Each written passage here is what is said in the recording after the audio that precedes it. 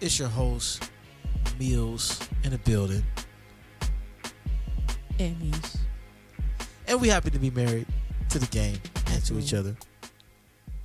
And we like talking sports and sipping our drink. It is what it is. Big day today on June 30th, 2022.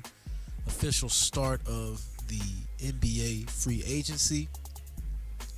And wow, some blockbusters. Absolutely. Um, Goodness gracious. I mean, we're reacting to all of this kind of in real time. It's about 11:19. So we got, obviously, KD requested a trade today, which also points to the fact that Kyrie probably also will not be with the Brooklyn Nets this season. And wow.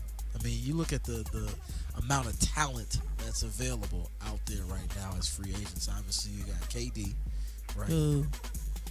Why you gonna say boo? Why you say boo? Because, we'll get to that another time. But whatever. Moving on. Okay, we'll get to that. So you got KD, you got James Harden, who declined his player option. Boo. You got Bradley Beal, who also declined his player option. Okay. You also have John Wall, Mm-hmm. right? So just those four names right there are people who are definitely gonna be able to, move your franchise. But you also have big names in terms of big role players like Bobby Portis, Mm-hmm. PJ Tucker, Mm-hmm. Dante DiVincenzo. Mm-hmm. Who else? Who else among us? There's other folks out there, but again, big free agency day. So we got kind of a card full of topics here that we need to see if we can get into. Which one do you want to start out with? Don't matter to me. Just bring it.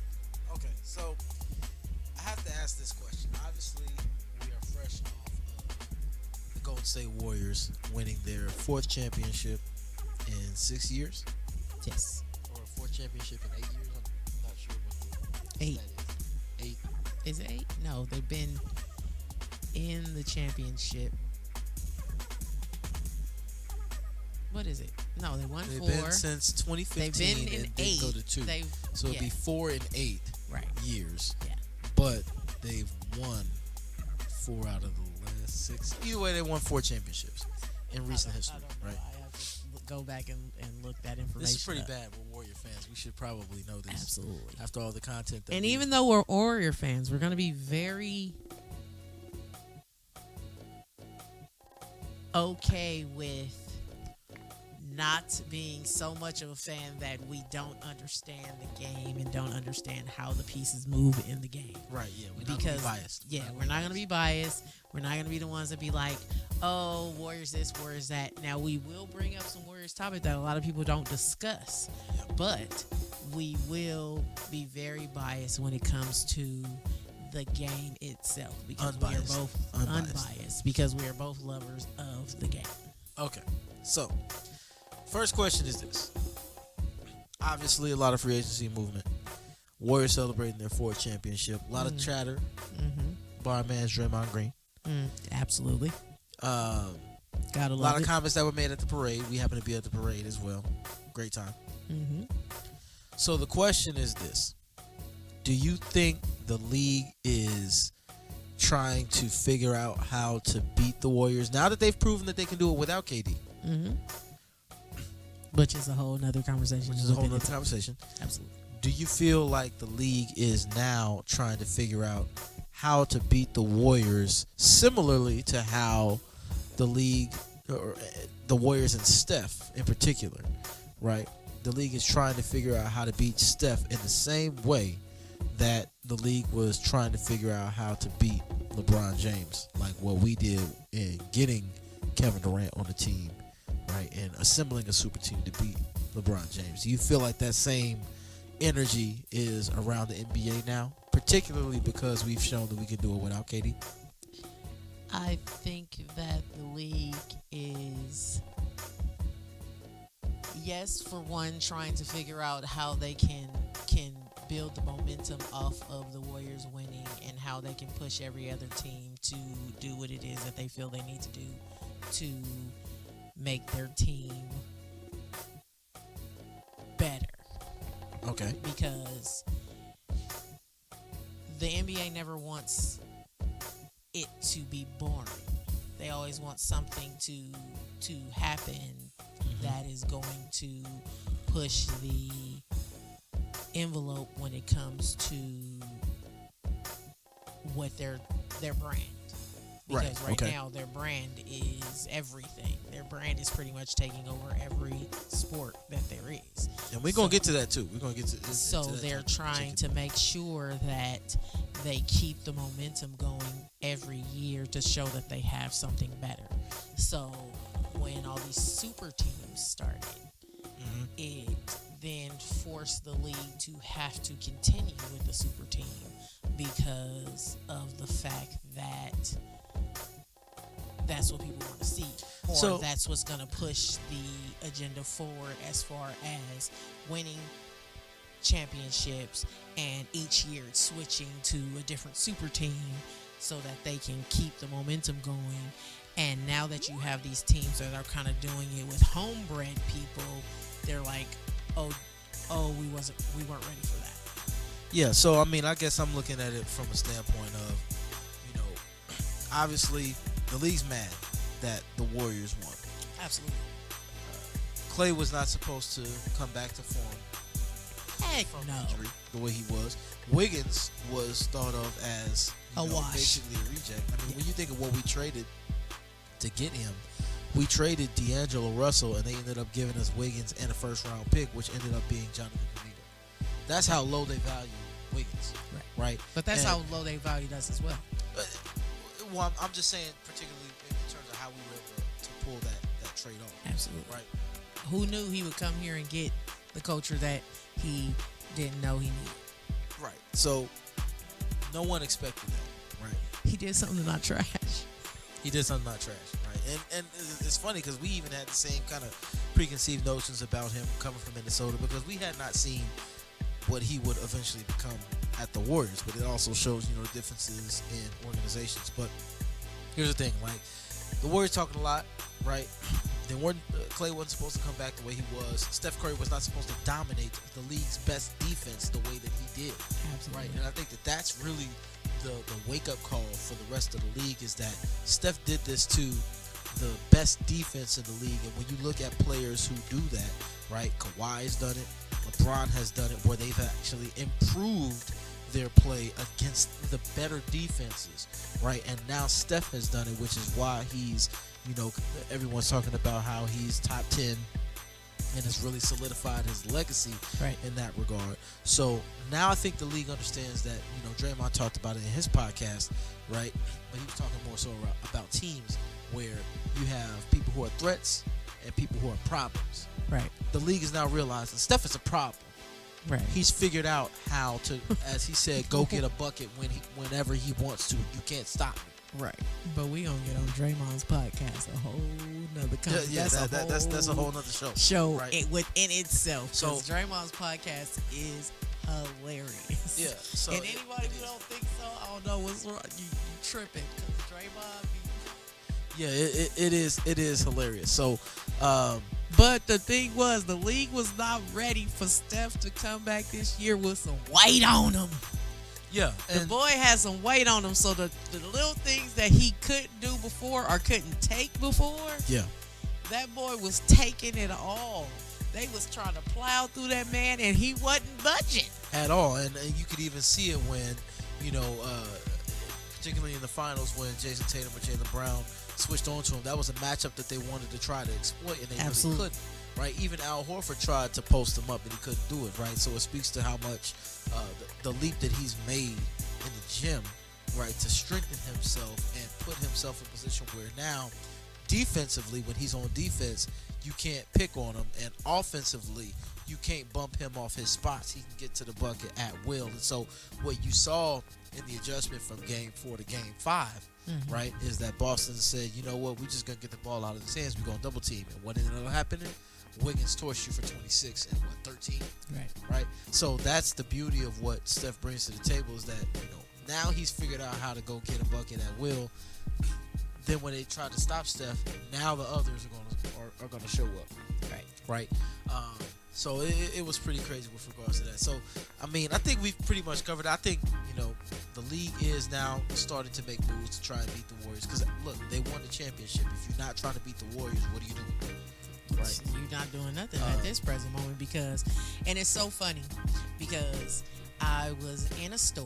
I was in a Target, and I heard a couple of the employees talking about the game.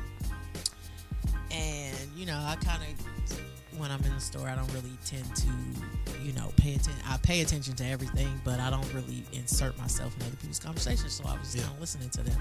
And two of the employees were Celtics fans, and they were talking to a girl who was a Warriors fan.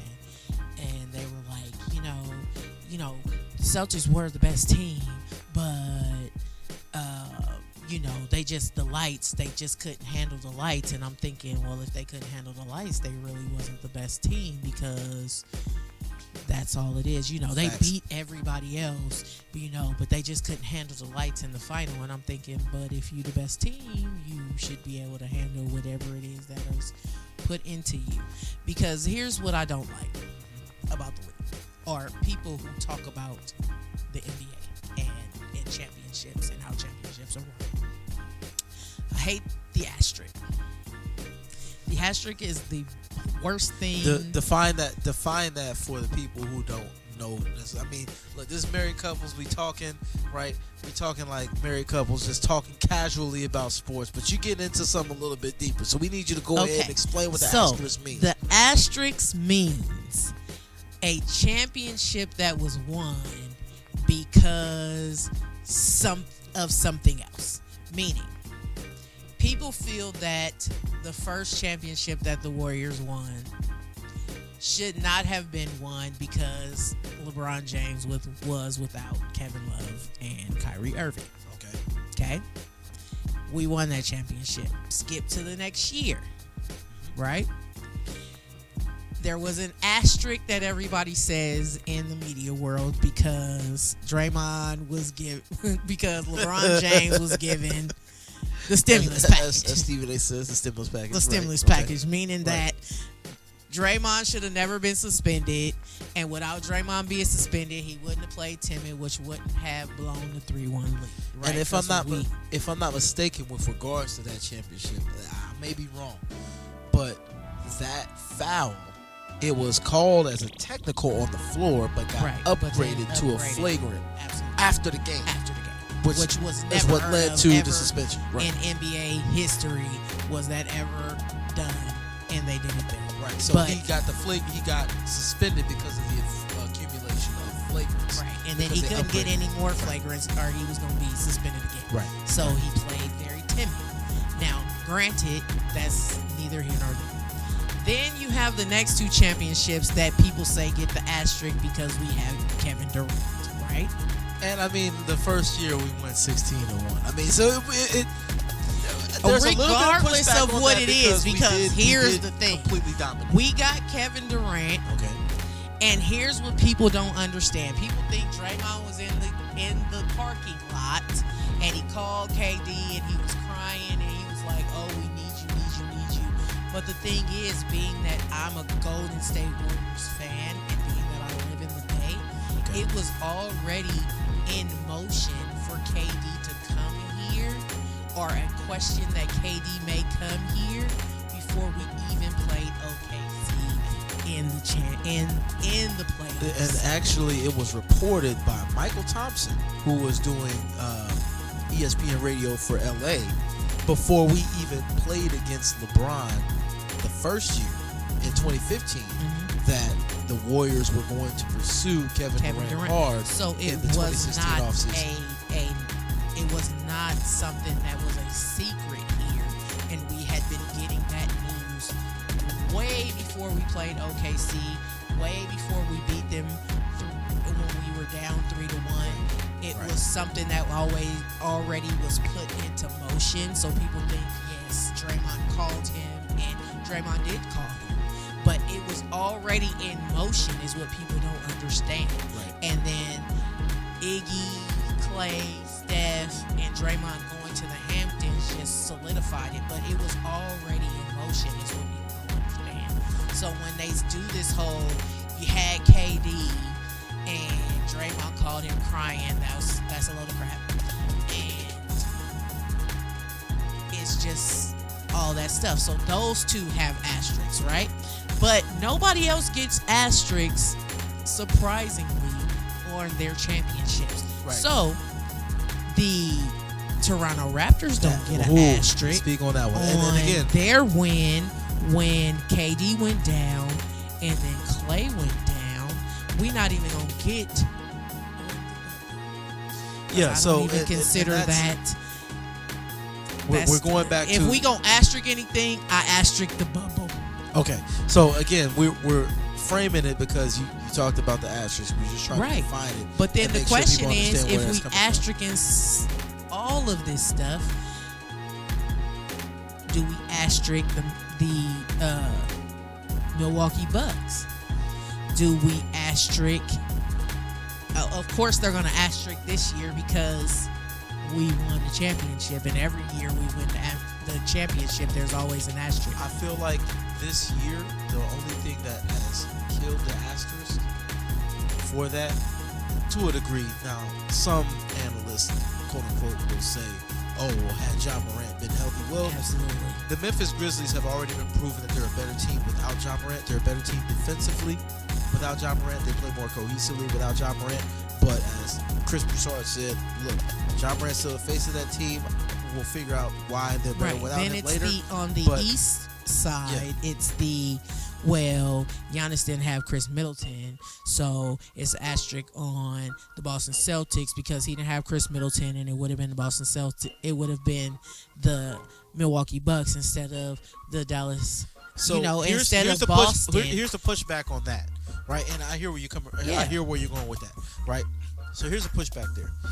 Yeah, they didn't have Chris Middleton, and if it wasn't for that, then we would have played against Milwaukee. Fair enough. Let's say it would have been Bucks versus Warriors in the finals. Yes. How did the Boston Celtics destroy the Bucks? They shot threes. Yes. Who was better at shooting threes in the whole playoffs? The Golden State Warriors. Absolutely. Budenholzer's defense is known to give up the three-pointer. So your precise weakness on your what I'm saying is that their precise weakness on defense is our precise strength. Right, because you cannot give up threes. You can't give up the Warriors. threes to the Warriors because we're going to shoot you out of the gym. not. And we will gladly trade Giannis Antetokounmpo driving to the basket for twos, and we're drilling him for threes. Because the thing is this, right? All I have to do if I'm playing basketball, I only have to shoot 40% on threes, and you have to shoot 60% on twos for us to tie. Absolutely. What happens if I shoot 45% and you shoot 55%? Threes versus twos. I'm going to blow you out of the water. So at the end of the day, people say, "Oh, well, you didn't have to play Giannis." Well, yeah, the Bucks didn't have to play Steph. Y'all would have been embarrassed had it come to the finals. Not to say that Giannis would have been shut down. You're not going to stop him, right? Absolutely not. At the end of the day, you guys wouldn't have been able to stop Steph. And half of Steph's points come from three-pointers. I love Giannis, and he's so humble. And I can appreciate the humbleness that is Giannis Antetokounmpo. But I also understand and love the humbleness and cockiness of Stephen Curry. But to go back to the point, Yeah. I think the asterisk is just something that should not be added ever. Injuries happen during, especially in the. It's part of the game. Especially in the postseason, because you've already played a full season of basketball, and now you have to go into the postseason where you would normally not be playing basketball unless you made it to that high of a level to play. And these people are pushing themselves to the limits that they can no longer push themselves to get through the postseason of basketball. And that is a whole different beast. I like what you said there. We're going to move to the next topic in a second, but I like what you said there because look at the past finals winners and look at the condition of their star, right? This year, Steph Curry. Look at his body, right? Condition. Last year, Giannis. Beast. Year before that, Bubblicious, but still. LeBron at what, 37, 36? Absolutely. Right? Then before that, obviously, we had us with Curry, KD, LeBron, Curry. Right? So at the end of the day, it speaks to the fact that you're able to endure an 82-game season now. In the case of Kawhi, they did do a little bit of load management, but even still, to get to that point and put yourself through the most rigorous, play at the height of your play, right? It speaks to your conditioning, and you'll see that Don't get on Kawhi and a whole nother. Will win the. And we don't get on championship. Kawhi on a whole nother. We'll talk about Kawhi later. So, in any case, with KD deciding to request a trade, right, from the Brooklyn Nets, I'm kind of torn on this, right? Because on one side, you could say he was tired of the drama. When you look at everything that he had kind of gone through, right? His first year there, he was redshirted because he was injured, right? He was coming fresh off the Achilles. He was coming fresh off the Achilles, right? so he didn't even play that year. The second year, they go to the conference finals. Okay, but right? wasn't what Kyrie was hurt, right? That's going to be another topic. I wanted to slot that in here, but we have so many on the page. I don't know if Kyrie was hurt at that point. Right? But Kyrie was injured, right? And so was James Harden, playing on half a leg, remember, because he pulled his hamstring. He was out for the first series. No, that was last year. It happened so quickly. I know, it's the Brooklyn Nets. They're Bitcoin, so they go up and down. I know. Right? So, but was that pre or post COVID? That was post COVID. When you add COVID into it, the whole time-space continuum just goes off the rails. I want to say it was before the mandate. Was it in the bubble? No, they still were allowing fans in. Either way, what I'm saying is that last year they didn't have Kyrie, they didn't have James Harden, but they didn't have Kyrie. They didn't have Kyrie because Kyrie couldn't come in the building. No, they didn't have. Kyrie was actually injured. Okay, he was injured. Okay, right. Because he got injured. I want to say he got injured in that first season. The post, right? COVID adds a whole nother time switch when COVID happened, right? So we're gonna try our best to get to normality here, right? So in any case, what I'm saying is that first year that he's able to play and he's healthy, KD gets them to the conference finals, conference semis versus Giannis, with basically no help. He had half of James Harden, who was hobbling around on a bad hamstring. Yes. But remember, in that year, James Harden was an MVP candidate. Yes. Because of how he was playing point guard. Yes. Right? So he has half of James Harden. Stay out the street. And it ain't even about that. I mean, it might be, but, it is. Either way. A little bit. They got to the conference semis, lost to Giannis. Last second shot. Had he made that shot with his toe behind the line, as Skip Bayless says, right, they would have been in the finals, right, or at least in the Eastern Conference Finals. That's a whole nother episode. And they would have been in the finals because the Eastern Conference Finals last year was the Bucks versus the Atlanta Hawks. Come on now, we know the Nets would have been in the finals last year had it not been for that, right? So yeah, I get it. I mean, at Trey. He didn't have anybody that was going to be able to help him in that fight against Durant. But the fact that he got one game, that's I'm going to big. need Trey to get some weight on. Hey, they're going to try to do what the Warriors do because they got DeJounte Murray now. I get that.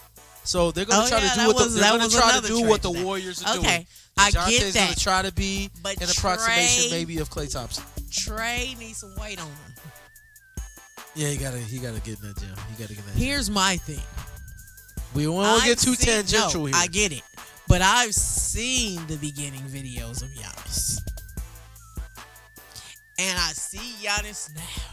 You've seen Steph and you've seen Steph now. And I've seen Steph and I see Steph now. These babies need some weight on them. Because there is no way you getting through the massiveness of some of these people without it. You're not getting through a LeBron James or a Giannis Antetokounmpo without some weight on you. I mean, honestly, nobody gets around those players. I mean, you got to think those are some of the don't. heaviest and most muscular You don't, players in the league. but you can still like- throw it up and maybe it'll go in. Like I mean, Steph throw it up all the time and the shit go in. Like, and you be like, how the hell he do that? And he did it. maybe. I mean, that's another conversation for another day. But in any case, right. So again, going back to the original conversation, I'm a little bit torn because KD has endured a lot, and you could honestly say he has been the Brooklyn Nets' most loyal, most consistent player. I will agree. Right. You got And- James Harden, who couldn't deal with Kyrie's nonsense. You got Kyrie, who is just nonsense and been nonsense since the Cleveland Cavaliers. Let's just be honest. Kyrie is just that.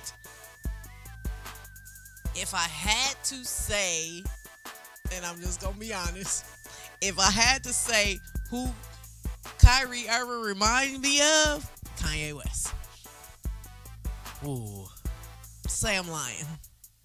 Say I'm lying. That's a pretty good comparison. I mean, I can't. They so all over the place. And I never know where Kyrie at. He just all over the place. And I can respect it, because do you. Like, I can respect Ye. Do you. But it just be so all over the place, and your team be so confused. I really honestly was completely shocked that he signed. Because he told Boston that same line. Yeah. And so when he actually did it, I was shocked. Because I was like, oh, he really do You value. talking about when he decided to opt in? Yes. Yeah, but Because I was like, he told that same line he said. the thing though, he said to it in Boston. front of the Boston fans at an event. In this case, he said it to the world on Twitter via Sham Charania. Right? But So he he doesn't- didn't even say it to the team. The team found out when we did. Exactly. So I would just say with regards to it, right? I think that now That's so Kyrie. there's part of it with regards to KD. He's gone through all of that. He was tired of the drama, but on the other side, it's like maybe he realizes I'm not a leader. Maybe he finally realizes, you know what? No one is ever going to see me as the guy who is the culture creator on a team that I can lead to a championship. And I feel like that's really what it is, because honestly, did anyone... Nope. Here's the thing. No. Who was the alpha on OKC? Nope. Who? Listen, you are literally starting us with a beef with Kevin Durant. Stop that. I'm not because you already know KD watch and listen to everything.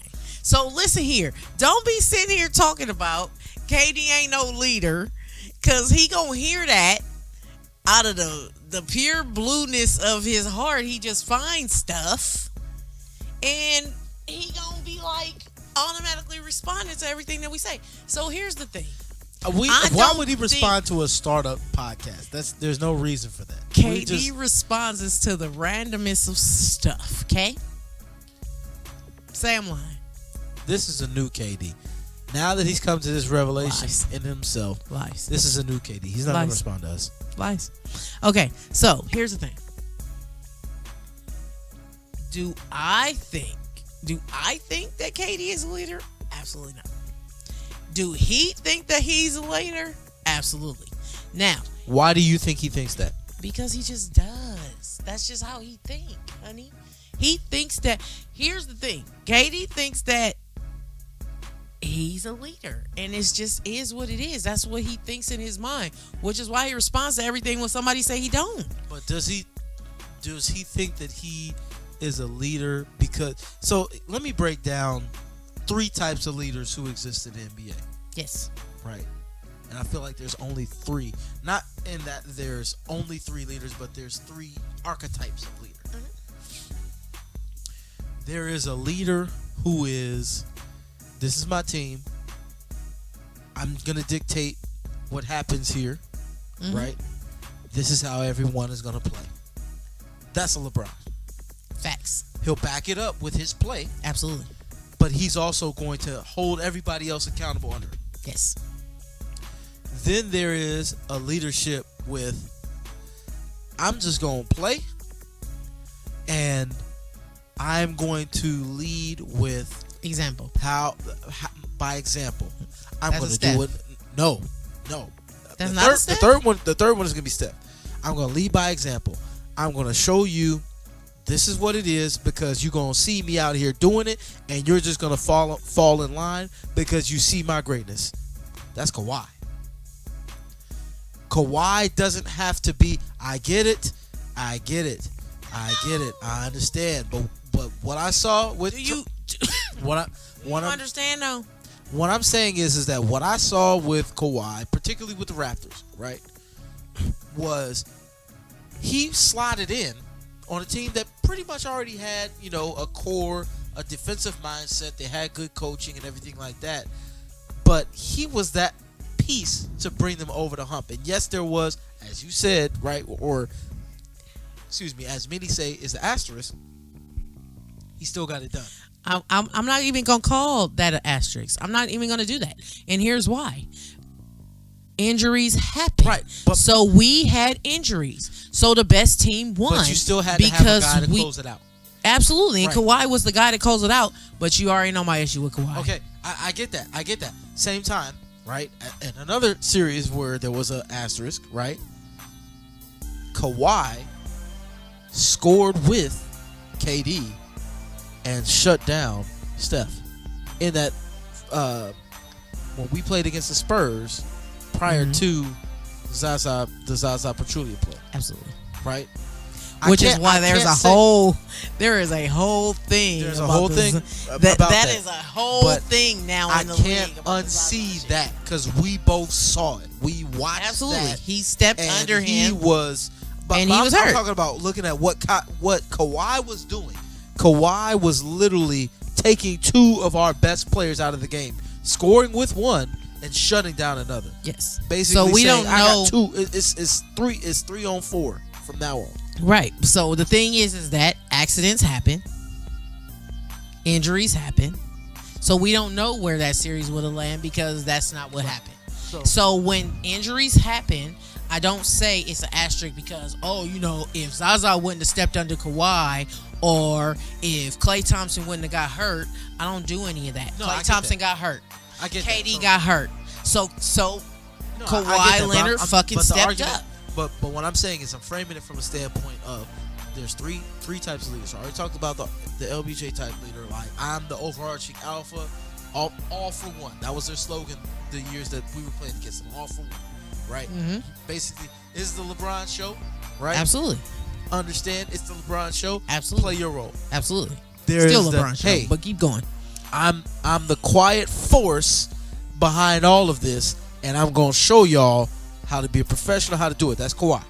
But what happened is Next. in San Antonio. The next leader is I'm just going to play with youthful energy, and I'm going to empower all the players around me to play in their roles, and I am not going to dominate the ball. This is Steph, right? Absolutely. I'm not going to dominate the ball, and I have no problem with other people getting their shine because I know that at any given point I'll get my shine because this system is best suited for me to basically utilize my gravity because I'm so elite at shooting efficiently. It's going to open up doors for everybody else around me. That's Steph. Within those three leadership archetypes, and they've been repeated throughout basketball, right? Yes. So you've got your Michael Jordan, who's within that LeBron type. You have your David Robinsons, who are within that Kawhi Yes. archetype. Even Kareem is within that as well, right? And then you have Steph, which I would also say that Giannis is kind of a little bit of that as well. I think Giannis is Right? very much so, and Giannis has even said himself with the Warriors winning this year, like that is the formula. Like you don't leave the team you with, you don't leave. You just don't do that. You stick it out with the team you have and you build around nothing. Right. And you make it the best experience you've ever had without it being. You get it out the grit, the grind. Go. You have to go through that process, which is why I feel like I'm kind of getting into the one of the other topics. It really is a vindication of Charles Barkley, right? It really does validate what Charles Barkley was saying. KD was bad. He was mad. He was upset about the fact that you rather drive in the bus or you a bus rider. And here's my thing with Kevin Durant. Okay. Do I need to give them a disclaimer that a rant is coming? Yes. Okay. Rant is coming. Beach rant is coming. And no shade whatsoever. No shade whatsoever to Kevin Durant. Okay. Because I don't have a problem with Kevin Durant at all. But here is my thing. When Kevin Durant came to Golden State, I don't know what Kevin Durant's thought process was when he came here. He came here because he wanted to play team basketball. That was his original reason for coming. Some other topics. Keep going. No, but that was his reason for coming here. He wanted to play team basketball. He wanted to play team basketball the right way. He wanted to play it the right way, right? He's a basketball purist. Exactly. Right. And clearly Russell Westbrook was not doing that for him. Okay? But that's a whole nother topic. I won't put it all on Westbrook. I will say that the combination of Westbrook and the roster didn't work for him. For that. Right. Okay. So he came here. All right. I don't know if he came here with the intentions of a LeBron James Miami situation, or if he came here with, I just want to play basketball. I don't know what his intentions were when he came to Golden State. You get what I'm saying? Yeah. When Kevin Durant got here, it was already a main focus that it was a super team. We went into the season as we're a super team. Well, honestly speaking, because of what we did in the regular season the year before he got there, even though we lost, we were considered the super team at that point because I think it put the league on notice. We beat the Bulls' regular season record of 70 and 10, 73-9. 70, yeah, we were 73. Well, they were 73. They were 74-8. 74 and 8. No, it was something worse than that. It was 72 and 10. We were 73 and 9. Yes, we beat them by one game. Yes. So already they looked at us as the favorites. The favorites. Yes. Yep. And then the stimulus package happened, but that's another. If we're saying we can't say that there's no asterisk, and we keep on saying it's a stimulus package. So we can't. I'm only speaking of what Stephen A. said because every time Stephen A. talks about the 73 and 9 year, he says the stimulus package. So I'm only going off what Stephen A. say, but I don't do that. So the thing is that congratulations to the Cleveland Cavaliers because clearly you got to Draymond. Love Draymond, but you got to him, and we lost that year. And it is what it is. It's fine. Okay, so continue on in your original point. So I don't know what he expected when he came to Golden State. Okay? Mm-hmm. I won't say because I'm not in that man's head. I'm not even going to put nothing out there because KD, he like to listen to stuff. Look, just get to your point. Yes. Get to your point. Year one. We won the championship. KD got his finals MVP. And everything is good. We won first championship. Yeah. It's all good. Year two. Yep. Right? Mm-hmm. We get to the finals. KD win finals MVP. Because I think Steph messed up a game or something. Steph messed up game 3. And they were feeding it to him to try and get it to him. Yes, absolutely. But it was that game 3 he messed up game 3. KD killed game 3. Even though we swept the Cavs. We got the KD got the Finals MVP. Is what it is. That's fine. I don't know if something switched in his head after that second Finals MVP to make him think that immediately it was supposed to become KD land, or if he just still wasn't tripping and the media fed into it's supposed to be KD land. But that didn't happen, which came to that third year where we're trying to go for the three-peat. And then the blow up. And then the blow up happens. Right. And Steph was hurt, so he wasn't even there to calm all of that down, because who's the person that literally fixes a whole bunch of that stuff? Stephen Curry, which is why it is Stephen Curry's team. But he wasn't even at that game that day. Why? Because he was hurt and he wasn't there. So, Steph was hurt. The team was struggling because Steph was hurt.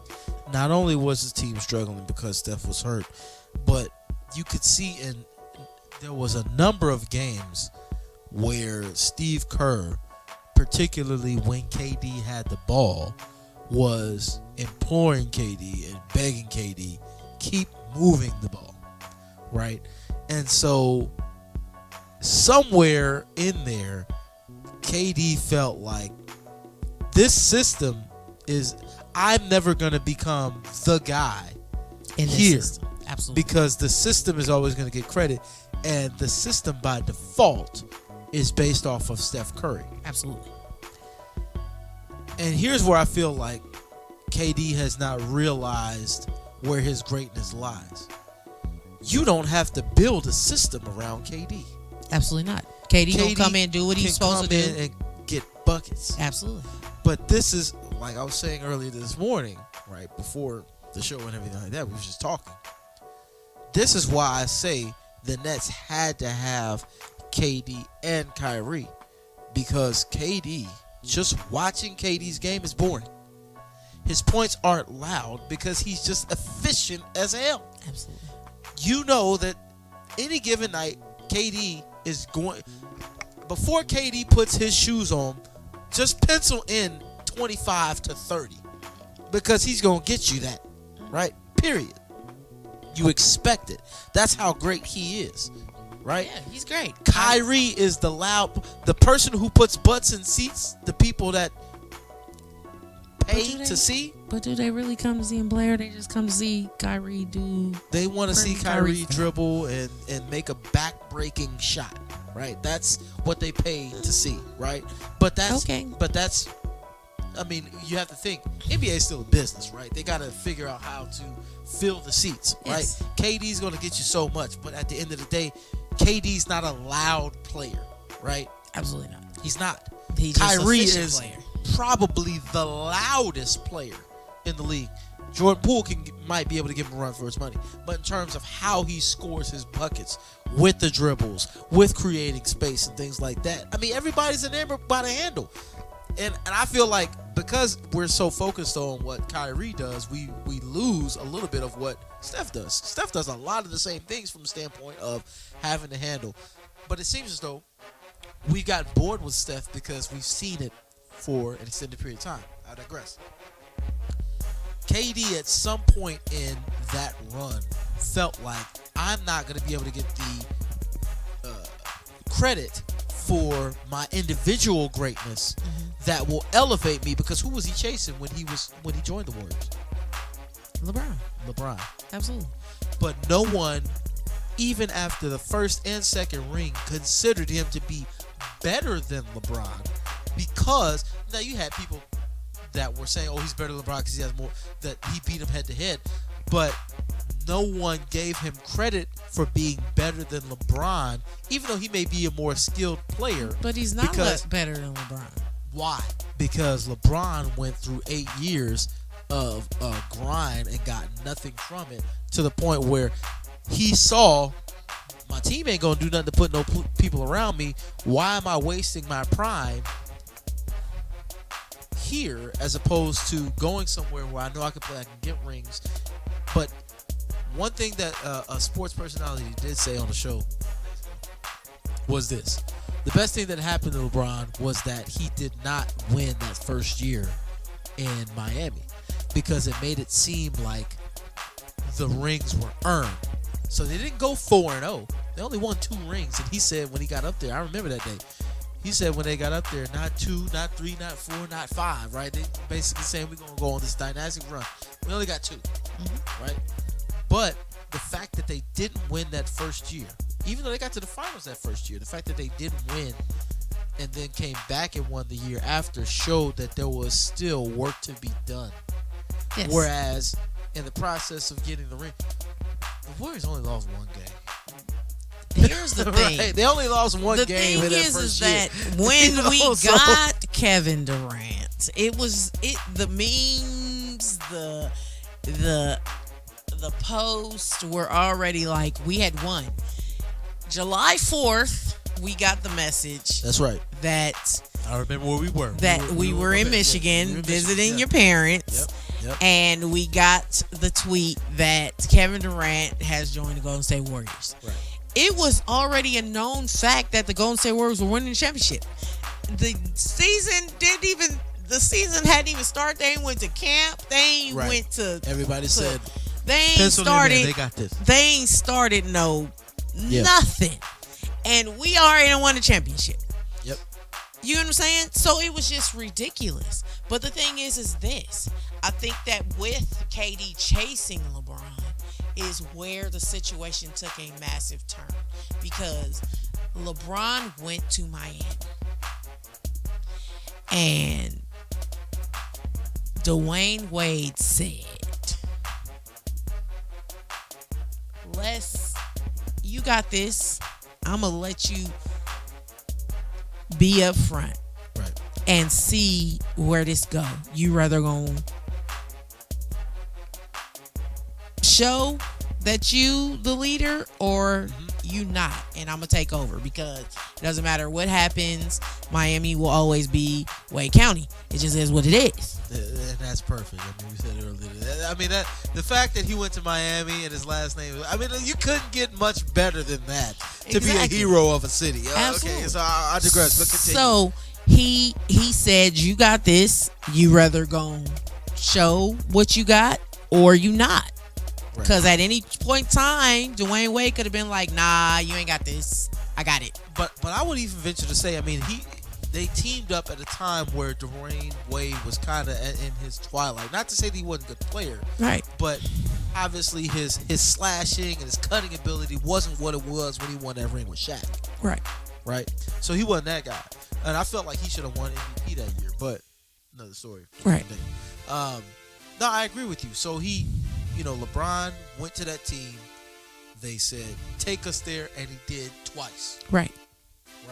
And he was what everybody expected him to be and more, right? I think when KD came to Golden State, he was expecting at some point that same type of thing to happen. And when it didn't, it was a problem for him. And I think, there's a little bit about it from a standpoint of this could really be a whole podcast in and of itself. What